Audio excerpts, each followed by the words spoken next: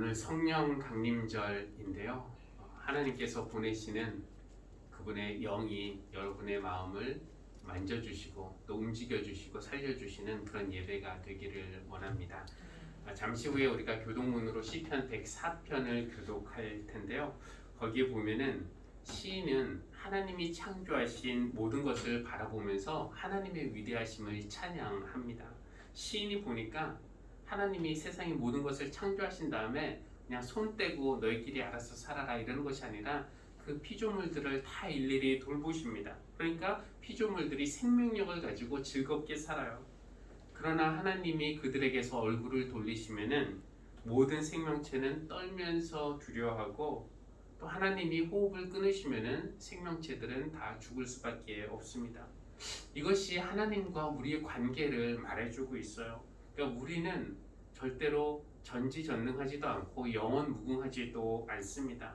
우리는 하나님의 은혜의 관계 속에서 살아갈 수밖에 없는 그런 존재들인데요. 시인은 이 하이라이트 같은 부분에서 주님께서 주님의 영을 불어넣으시면은 그들은 다시 창조됩니다. 우리가 죽은 것 같다가도 하나님께서 영을 불어넣으시면은 다시 창조된다는 그런 말을 하고 있습니다. 주님의 영이 우리를 새롭게 하고 주님의 영이 우리를 일으켜 주십니다. 오늘 우리가 기도하면서 주님의 영이 이곳을 가득 채워달라는 그런 기도를 했는데 정말 이곳뿐만 아니라 여러분의 마음 구석구석까지 가득 채워주시는 그런 예배가 되기를 바랍니다. 우리 찬송가 185장 함께 찬양하면서 하나님을 예배하겠습니다. 자리에서 일어나겠습니다.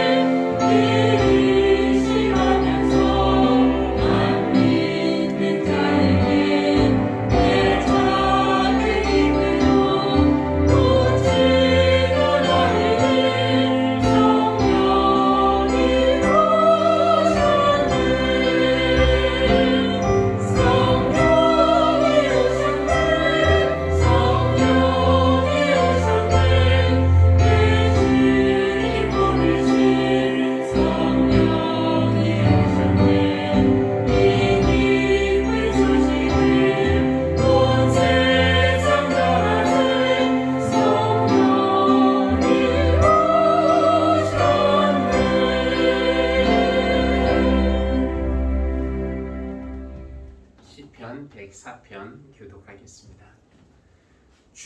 주님께서 손수 만드신 것이 어찌 이리도 많습니까? 이 모든 것을 주님께서 지혜로 만드셨으니 땅에는 주님이 지으신 것으로 가득합니다. 저 크고 넓은 바다에는 크고 작은 고기들이 헤아릴 수 없이 우글거립니다.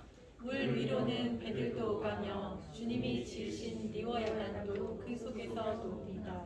이 모든 피조물이 주님만 바라보며 때를 따라서 먹이 주시기를 기다립니다.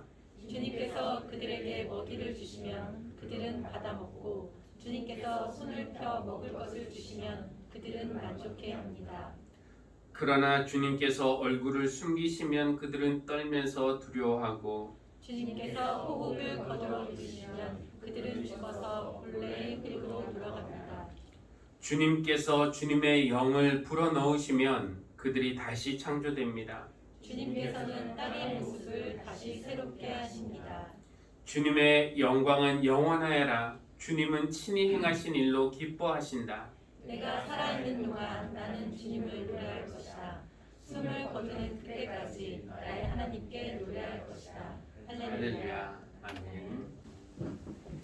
공동의 기도 함께 드리도록 하겠습니다.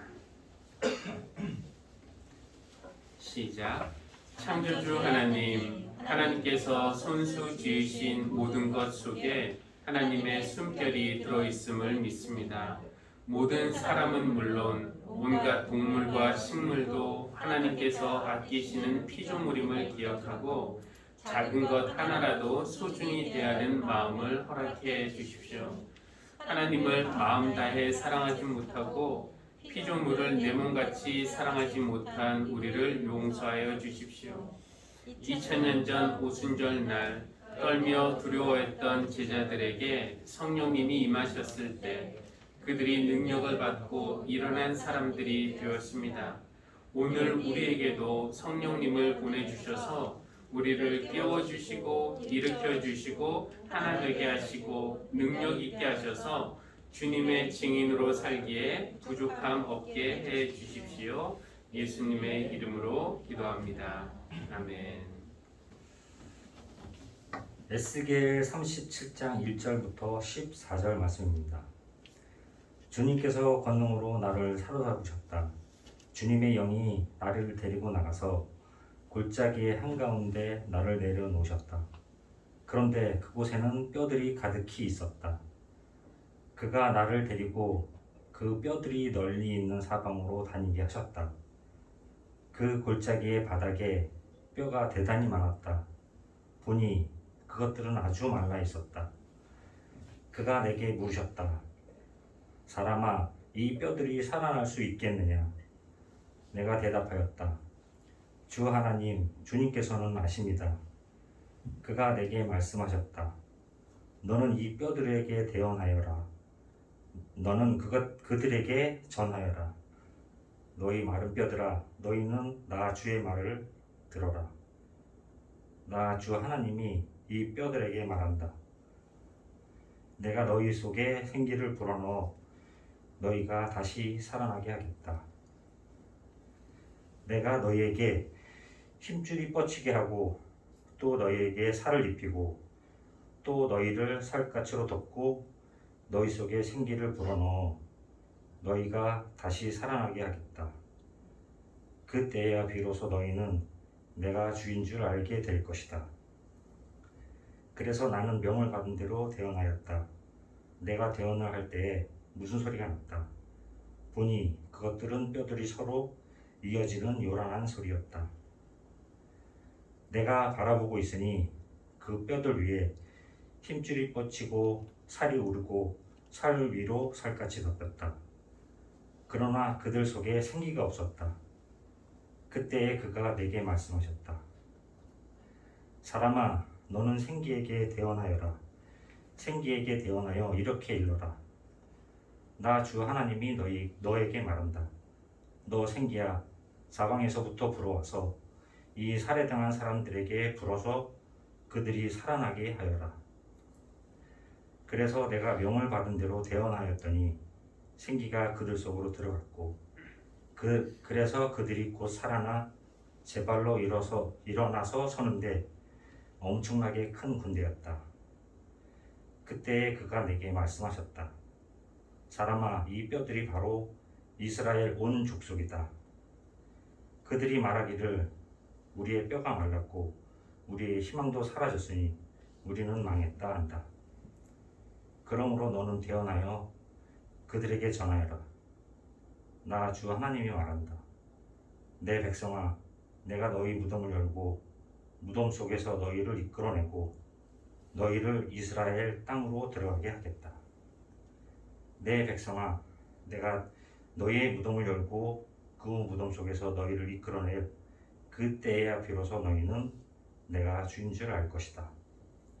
내가 내 영을 너희 속에 두어서 너희가 살 수 있게 하고 너희를 너희의 땅에 데려다 놓겠으니 그때야 비로소 너희는 나 주가 말하고 그대로 이룬 줄을 알 것이다. 나 주의 말이다.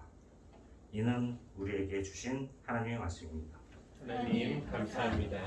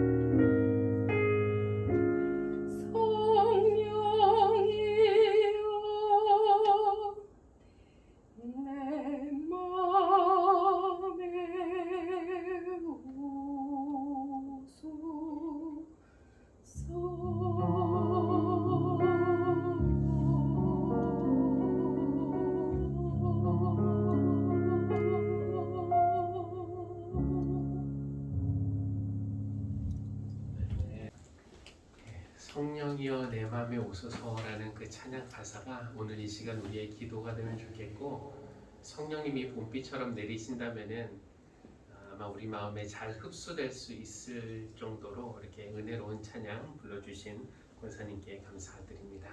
말씀 한 곳만 더 읽도록 하겠습니다. 사도행전 2장 1절에서 13절인데요. 제가 읽겠습니다.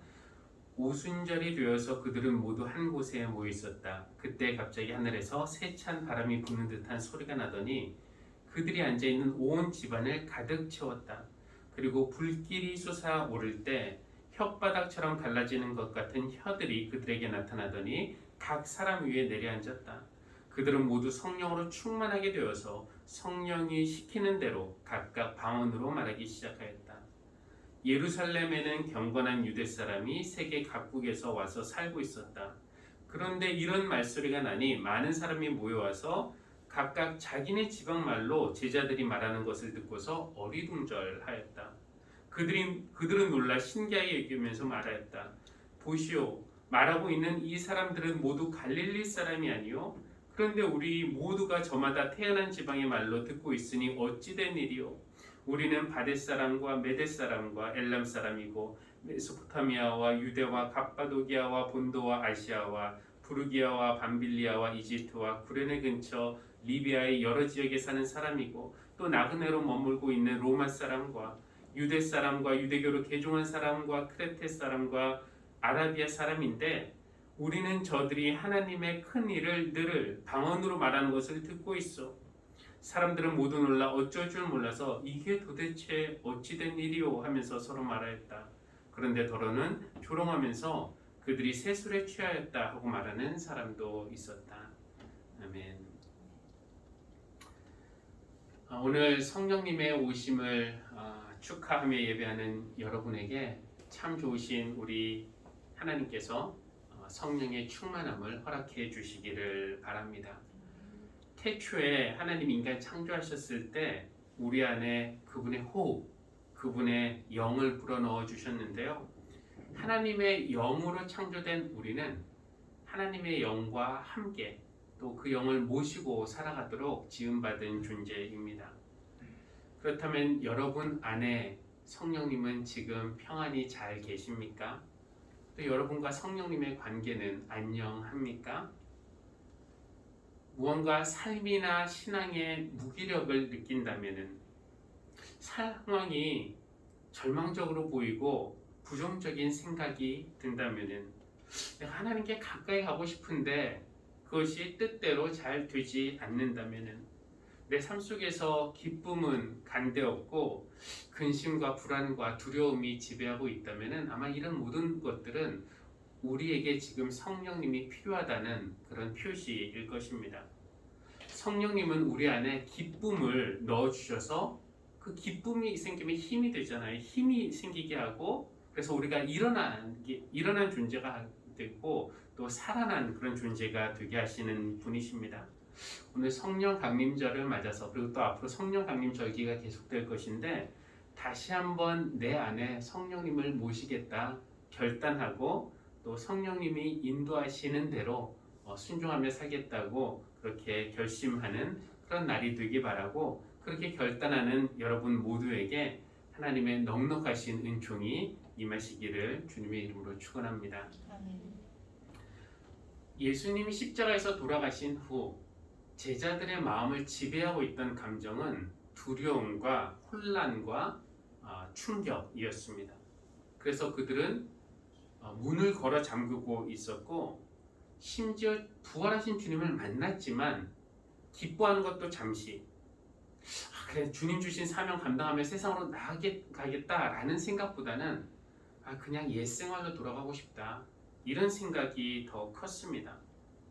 십자가 사건 후 충격과 두려움과 혼란에서 제대로 벗어나지 못한 제자들은 어떻게 보면은 그냥 마비된 사람들처럼 움직이지 못하고 또 어떻게 보면은 그냥 주저앉은 사람들처럼 그렇게 지냈습니다. 그러던 어느 날 그들이 한 곳에 모여서 기도하고 있을 때 갑자기 하늘에서 세찬 바람 소리가 나더니 그 소리가 그들이 있는 그 집안을 가득 채웠습니다. 세찬 바람 소리, 아마 슝슝 하는 그런 소리였겠죠. 그리고 혓바닥 모양의 불꽃이 지금 이렇게 빨간색 그리고 노란 불꽃이 이렇게 일고 있는데 아마 이런 모양의 불꽃이 혓바닥 모양으로 변하면서 그들 탁 사람 위에 이렇게 내려앉는 것이었습니다. 이런 현상으로 성령님이 그들에게 임하시자 겁쟁이였던 두려웠던 그들이 갑자기 담대해져서 골방문을 열고 광장으로 뛰쳐나갔습니다. 그리고 성령님이 시키시는 대로 성령님이 그들에게 능력 주시는 대로 각자 뭔가 막 말을 하기 시작하는 겁니다. 마침 그때는 유대교의 명절 중 하나인 오순절이었는데요. 오순절이었기 때문에 세계 각지에 흩어져 있던 유대인들 그리고 또 유대교로 개종한 사람들이 이 오순절을 맞아 예루살렘에 모여 있었습니다. 그들이 제자들의 말을 듣고 깜짝 놀랐어요. 한 무리의 사람들이 뭔가 말을 하는데 각자가 자기가 살았던 지방의 언어로 그들의 말을 듣는 겁니다. 그러니까 언어가 다 다른 사람들이 모여 있는데 제자들이 선포하는 그 복음을 통역도 필요 없이 그냥 다 쉽게 알아들을 수가 있었던 겁니다. 얼마 전까지만 해도 예수를 따르던 사람들이라는 사실이 발각되면은 예수님과 같은 그런 십자가 죽음을 당할지 모른다는 두려움 때문에 집 밖에도 나가지 못했던 사람들인데 이제는 십자가에 못 박혀 죽으신 그 예수가 세상의 구원자임을 그리고 그는 죽으셨지만 하나님께서 그를 다시 살려셨음을 담대하게 선포한 겁니다. 그러니까 더 이상 제자들은 자기가 예수님의 제자라는 사실 또 부활의 증인이라는 사실을 숨기지 않았습니다. 이제는 체포나 죽음에 대한 위협도 고난도 두려움도 제자들을 골방에 가둬둘 수 없었고 아무것도 제자들의 입을 막을 수가 없었습니다.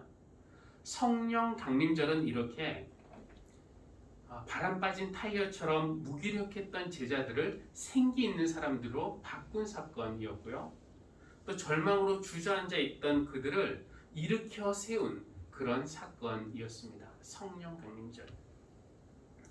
오늘 성령 강림절에 우리에게 주신 또 다른 본문은 에스겔서 37장 마른 뼈들의 환상인데요.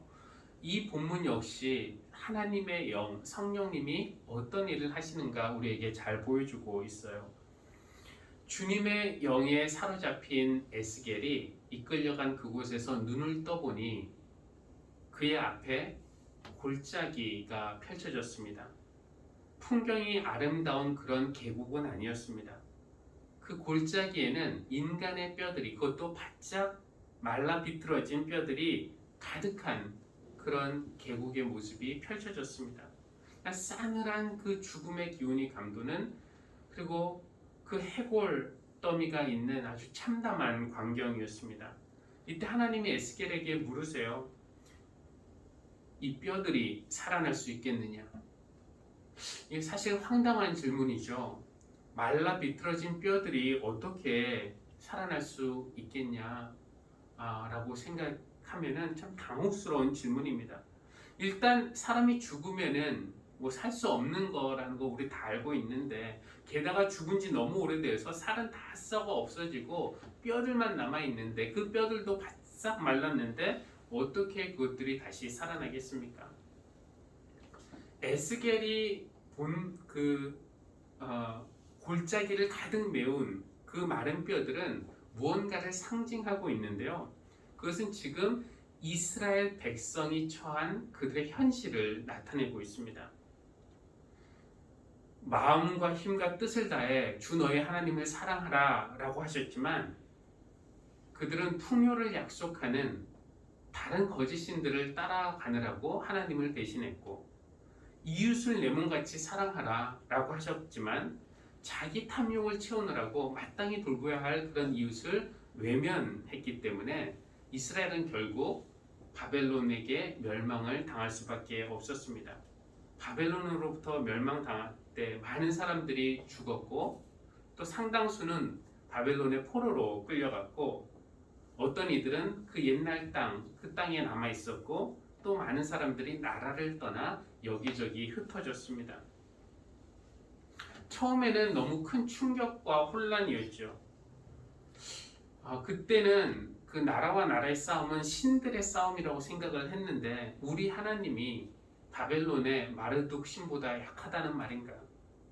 근데 그것은 하나님이 약해서가 아니라 그들의 죄 때문이다라는 것을 깨우치는데도 꽤 오랜 시간이 걸렸는데 이 포로 생활이 오래되면서 그들의 충격과 혼란은 어느 정도 정리되었지만 그 자리에 대신 들어온 것은 바로 절망과 슬픔이었습니다. 옛날 평화로운 그때로 돌아가리라고 기대하는 것, 이것은 정말이지 희망 고문이었습니다. 우리가 어떤 상상을 하면은 그 당시 이스라엘 사람들의 마음을 조금 더 이해할 수 있을까요? 전쟁이 났고 우리가 졌고 지금까지 평생 모은 재산 다 빼앗겼고 가족과는 헤어져서 생사도 지금 알 수 없고 나는 밧줄에 묶여서 어느 포로 소용소에 끌려가는 거 한번 상상해 보십시오.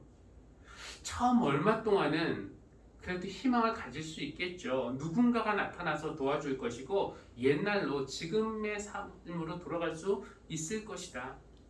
그러나 이런 희망도 하루 이틀, 한 달, 두 달, 1년, 2년 정도는 지킬 수 있지만 그렇게 남쪽 하늘을 바라보면서 40년 이상의 세월이 흘렀다고 생각해 보시면 우리가 여전히 희망을 품을 수 있겠습니까? 이런 소망이 없는 현실, 더 이상 살 이유가 없다고 느껴지는 현실이 바로 그 계곡을 가득 메운 마른 뼈들이었습니다. 하나님은 에스겔에게 그 장면을 보여주시면서 그에게 물으시는 겁니다. 이 뼈들이 살아날 수 있겠느냐? 여러분은 오늘 어디에서 이 마른 뼈들의 골짜기를 보십니까? 하나님이 우리 자신을 우리에게 보여주시는데 그 모습을 보니까 하나님을 믿는다라고 말은 하지만 말과 삶이 너무 다른 나의 민낯이 보일 때 내 삶에 대해서 긍정하고 감사하고 기뻐하기보다는 난 안 돼, 부정하고 난 왜 이 모양이야, 불평하고 난 가망이 없다 라고 말하면서 절망하는 그런 내 모습이 보일 때 하나님은 이 뼈가 다시 살아날 수 있겠느냐, 네가 다시 살아날 수 있겠느냐 하고 물으시는 겁니다. 그때 우리는 뭐라고 대답할까요?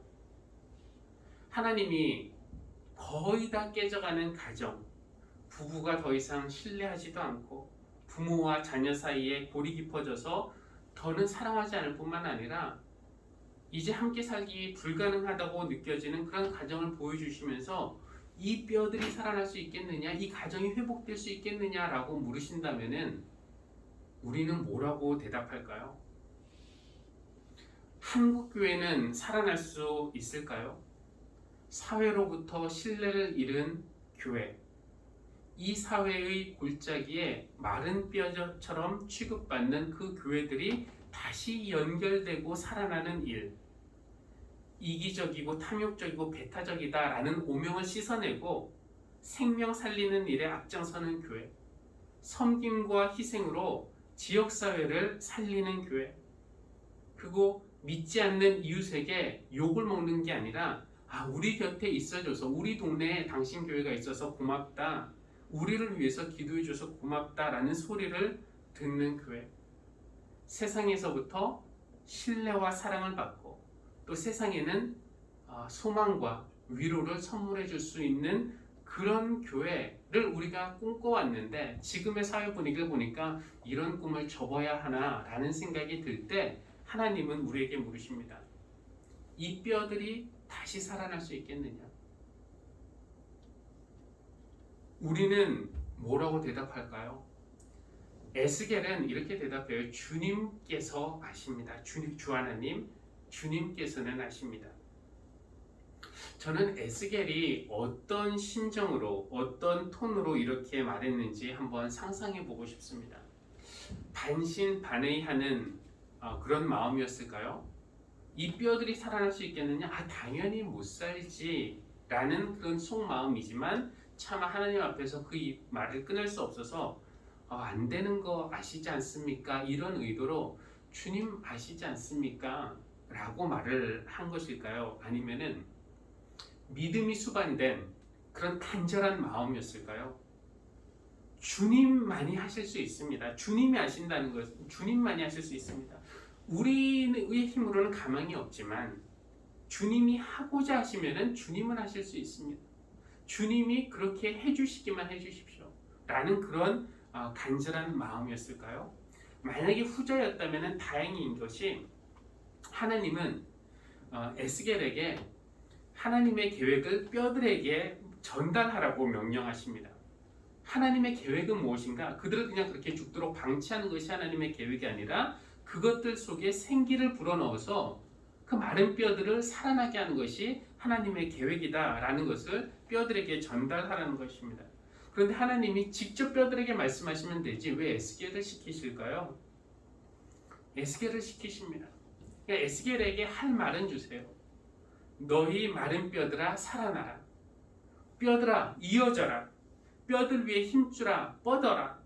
살갗은 그 위를 덮어라. 이렇게 대사는 주어집니다. 만약에 내가 배우라면은 어떤 감정을 실어서 이 대사를 처리할까요? 뼈들에게 말하라니 뭐 사람에게 말하는 것도 아니고 뼈들에게 말하라니 내가 뭐 하는 짓인가? 해골에게 살아나라니 다른 사람들이 들으면은 미쳤다고 하겠지? 이런 생각에 그냥 남들 안 듣게 또 하나님의 말씀이니까 거부할 수는 없으니까 그냥 조용히 점잖게 어색하게 뼈들아 살아나라 뼈들아 이어져라 힘주라 뻗어라 그냥 이렇게 말했을까요? 아니면 이미 하나님의 그 권능에 사로잡혀서 하나님이 이 뼈들에게 살아나라고 되어나라고 할 때 마음의 전율을 느껴서 목이 터져라 뼈들아 살아나라 살아나라 하나님이 살아나라고 하신다 뼈들아 살아나라 이렇게 목소리 높여 외쳤을까요? 어쩌면 이렇게 고래고래 뼈들을 향해서 소리치면서 하나님의 그 마음을 느끼면서 울컥했는지도 모르겠습니다. 어쩌면 막 울부짖으면서 이렇게 소리쳤을지도 모르겠어요. 그때 놀라운 일이 벌어졌습니다. 에스겔의 외침에 그 마른 뼈들이 요란한 소리를 내기 시작한 겁니다. 그러니까 뼈들이 서로 이어지는 소리, 뼈들 위에 힘줄이 뻗치고 살이 오르고 살갗이 덮였어요. 근데 거기서 끝난 것이 아니라 그렇게 모양은 갖추어졌는데 그들이 제대로 일어서질 못하는 겁니다. 왜냐하면 그들 속에 생기가 없었기 때문인데요. 그래서 하나님은 다시 한번 에스겔에게 명하십니다. 이번에는 생기에게 태어나라. 그래서 에스겔이 사방의 생기를 향해서 너 생기야 사방에서 불어나와서 이 사람들 속에 들어가서 그들을 살아나게 하라. 이 말도 어떤 감정으로 어떤 톤으로 했는지 궁금합니다. 그냥 점잖게 밋밋하게 낮은 목소리로 했는지 아니면 목청을 높여서 생기야 불어라 하고 동서남북을 향해서 고래고래 소리를 쳤는지 똑같은 대사의 말을 하더라도 에스겔이 어떤 심정으로 어떤 톤으로 했는지 궁금한 이유는 그의 말하는 톤에 그의 믿음이 들어있는 것이고 또 그의 간절함의 정도가 들어있기 때문인데 오늘날 저에게 그리고 또 교회에도 그런 믿음, 죽은 마른 뼈들을 다시 하나님이 살리실 수 있다라는 그런 믿음이 진짜 있는지 그런 간절함이 있는지 그것이 좀 부족하다고 느껴지기 때문에 이제 궁금했던 것인데요. 어쨌든 태초에 그 아담의 코에 들어가서 그에게 생명을 주었던 그 생기 그리고 낙심했던 제자들을 휘감았던 그 성령의 바람이 그 마른 뼈들 속에 들어가자 그들이 살아나 제발로 서서 일어나서 하늘 군대를 이루었다는 거 아닙니까? 성령님이 들어가시니까 성령님이 그들을 일으켜 세우신 것입니다. 오늘 말씀은 이 마른 뼈들이 일어나 하늘 군대를 이루는데 필요한 세 가지 요소가 있다는 것을 우리에게 일깨워 주는데요. 첫 번째는 하나님의 말씀이 필요합니다. 에스겔이 그 마른 뼈들에게 하나님의 말씀을 대언했어요. 그 말씀, 하나님의 뜻이 마른 뼈들 속에 들어가자 단절되었던 것들이 이어지기 시작했고 죽었던 것들이 살아나기 시작했습니다. 그러니까 우리가 다시 살아나기 위해서는 먼저는 우리 안에, 우리 가정에, 우리 교회에 하나님의 말씀이 들어가야 한다는 것입니다. 하나님의 말씀이 먼저 들어와야 단절되었던 것들이 연결되고 절망과 죽음의 자리를 우리가 털고 일어날 힘이 생기는 것이고 서로 이어질 수가 있습니다. 둘째는 하나님의 영이 필요합니다. 우리 속에 성령님이 들어오실 때 우리는 그때 비로소 겨우 일어서는 그런 존재가 아니라 당당하게 서고 또 뛸 수 있는 하늘 군대가 될 수 있습니다. 근데 성령 없이 말씀만 들어가는 것도 문제이죠. 왜냐하면 거기에는 생명력이 없기 때문입니다. 그런데 말씀 없이 성령님만 들어가는 것도 문제입니다. 왜냐하면 말씀은 성령님을 담을 수 있는 그릇이 되기 때문입니다. 그러니까 내 안에 말씀은 들어와 있지 않는데 그냥 성령님만 들어오시면은 그것은 마치 그 밑빠진 독에 물을 붓는 꼴이 되고 말아요. 그러니까 메마른 땅에 비가 와도 다 흡수가 안 되듯이 말씀의 쟁기로 우리의 그 마음을 다 갈아야 그 다음에 성령님이 오시면은 흡수가 되는 겁니다. 말씀이 먼저 들어오고 그 다음에 성령님으로 채워져야 합니다. 근데 셋째는 무엇인가? 말씀만 있고 또 하나님의 영만 있어서도 안 되는 것이 그 말씀을 대언하고 생기를 향해 대언할 사람, 그 에스겔과 같은 예언자, 그런 사람이 필요합니다. 그냥 책 읽듯이 밋밋하게 뼈들아 일어나라, 생기야 들어가라, 믿음이 있는지 없는지 그렇게 말하는 거 말고 정말 하나님의 영에 사로잡혀서 하나님의 마음에 감동되어서 내 힘으로 이 뼈들을 살리라고 하면 나는 못하지만 하나님이시기 때문에 하실 수 있다는 믿음으로 또 죽어가는 모든 것이 살아날 것이라는 희망으로 그리고 모든 것을 사랑하는 그 마음으로 외칠 사람. 그런데 오늘날 정말 절박하고도 간절한 심령으로 우렁차면서도 울먹이는 목소리로 마른 뼈와 같은 우리 현실을 향해서 일어나라고, 이것이 하나님의 뜻이라고 외치는 사람이 너무 적은 건 아닐까요? 우리는 전하라고 하는 그런 생명의 말, 복음보다는 어떻게 하면 성공하고 어떻게 하면 출세하고 어떻게 하면 돈을 많이 버는지 그런 말을 더 많이 하고 생명의 바람이신 성령님을 초대하기보다는 오히려 자본주의의 바람을 선전하는 말들을 더 많이 합니다. 저는 우리가 먼저, 우리 교회가 먼저 일어선 사람들이 되기를, 제발로 일어선 하나님 군대가 될 수 있도록 하나님께서 우리를 말씀으로 채우시고 또 성령으로 채워주시기를 바랍니다. 우리가 말씀을 듣고 말씀을 읽고 또 성령님을 간구해야겠죠. 에스겔의 골짜기에도 생명바람이 불었고 제자들에게도 성령님이 능력이 임했다면 오늘 우리가 개인적으로든 공동체적으로든 처한 현실이 어떠하든지 하나님은 살리는 일, 일으키시는 일을 하실 수 있다고 믿습니다.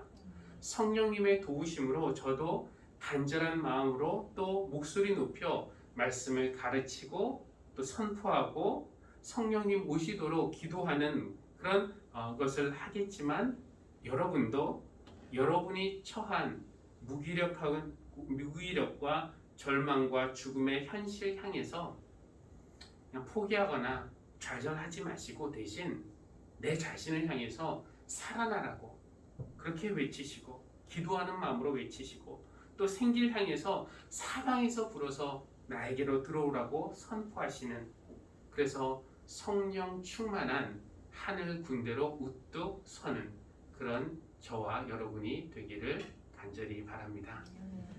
기도하겠습니다. 하나님, 계곡을 가득 채운 마른 뼈들이 바로 내 모습이고 우리의 모습이고 우리 교회의 모습임을 깨닫습니다. 우리의 힘으로는 살릴 수도 없고 살아날 수도 없지만 하나님은 하실 수 있음을 믿습니다. 먼저 우리를 말씀으로 채워주셔서 우리 안에 단절된 것들이 연결되게 하시고 그것이 성령님을 담을 수 있는 그릇이 되게 하여 주십시오. 그리고 생명의 바람이신 성령님으로 우리를 채우셔서 우리가 우뚝 선 하늘 군대가 되어 세상의 즐거움과 세상의 자랑을 말하는 사람이 아니라 간절한 마음으로 말씀을 가르치고 전하고 간증하고 또 생명의 바람을 불어오게 하는 그런 교회가 되게 해주시기를 기도합니다. 성령님께서 우리를 사로잡을 때 우리가 힘을 얻고 새로워지고 살아날 줄로 믿습니다. 오늘 육신의 병과 또 마음의 무거운 것들로 절망 중에 있는 교우들 있다면은 말씀으로 그들을 위로하시고 강건하게 하여 주십시오. 또 성령의 능력으로 그들을 채워주시고 살아나게 하여 주시기를 간구합니다. 감사드리며 예수님의 이름으로 기도합니다. 아멘. 우리 찬송가 192장 함께 찬양하겠습니다.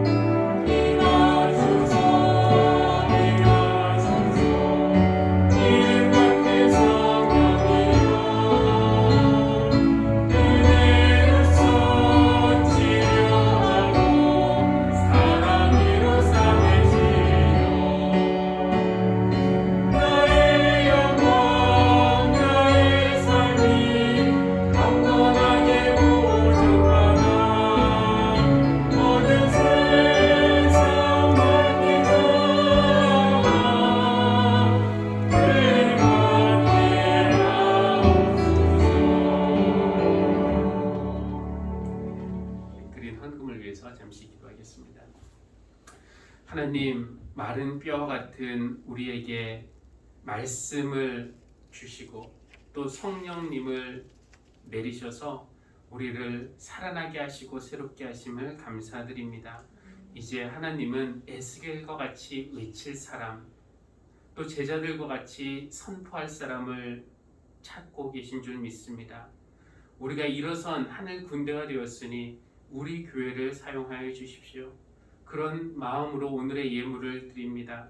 하나님께서 우리가 마음을 다해서 정성을 다해서 헌신의 마음을 담아서 드리는 이 예물을 기뻐 받아주시고 이 예물이 사용되어질 때에 예수 그리스도의 복음이 더 많은 사람들에게 선포될 수 있도록 인도하여 주시고 또 드린 손길마다 더 큰 은혜와 복을 경험할 수 있도록 은혜 내려주시기를 기도합니다. 예수님의 이름으로 기도합니다.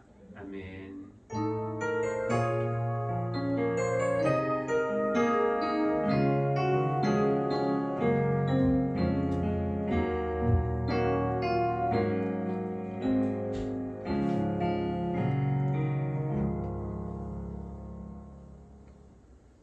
교회 소식은요.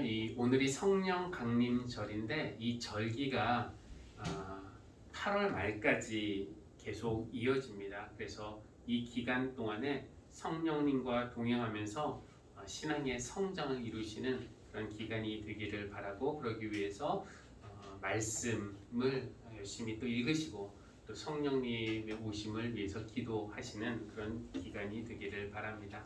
금주 수요 예배는 내일이 웨슬리 회심 기념일인데요.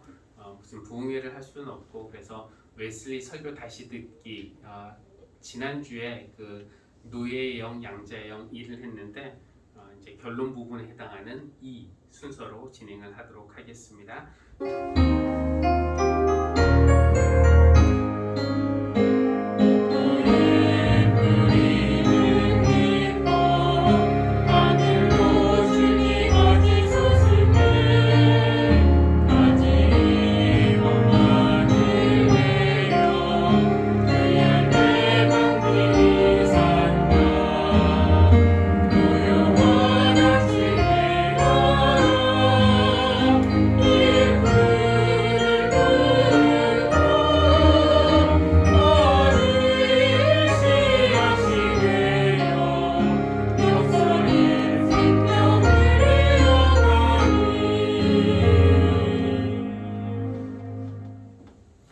이제는 성령님을 약속하시고 약속하신 성령님을 보내주신 우리 주 예수 그리스도의 한없는 은혜와 우리를 창조하셨고 지금도 생기를 우리 안에 불어넣으시며 날마다 새롭게 빚으시는 하나님의 크신 사랑과 우리 안에 살아계시고 활동하시면서 우리를 고쳐주시고 기쁨을 주시고 일으키시고 살아나게 하시는 성령님의 충만하심과 교통하심이 오늘 예배하며 성령님 우리에게 임하소서 간절한 마음으로 기도하고 결단하는 모든 사랑하는 성도들 위해 지금부터 영원까지 늘 함께 하시기를 간절히 축원합니다. 아멘.